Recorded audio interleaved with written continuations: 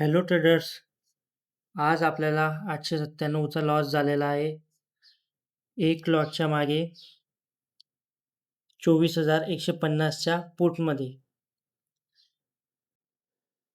तर आज आपला सेटअप इथं बनला. सेटअप बनल्यानंतर मी स्नायपर एंट्री घेतली. स्नायपर एंट्री घेतल्यावर आपण स्नायपर एंट्री घेतली 24,150 च्या पुटमध्ये. एंट्री घेतल्यानंतर मला इथं 600-700 चा प्रॉफिट दिसत होता.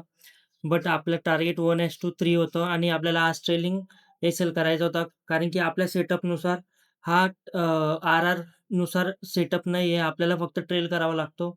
सो माझा लॉस होता 1600 चा आणि मी घेणार होतो ट्रेलिंग एस-एलने प्रॉफिट. सो जसं-जसं मार्केट वरती जात गेलं माझा जो एस-एल होता तो ट्रेल करत गेलो आणि ट्रेल करत 900 पर्यंत एस-एल ट्रेल केला आणि 897 ला आपला एस-एल लागला आणि मार्केट त्याच्यानंतर डाऊनला गेलं. एक बॉटम बनवला आणि परत अप डायरेक्शनला गेलं.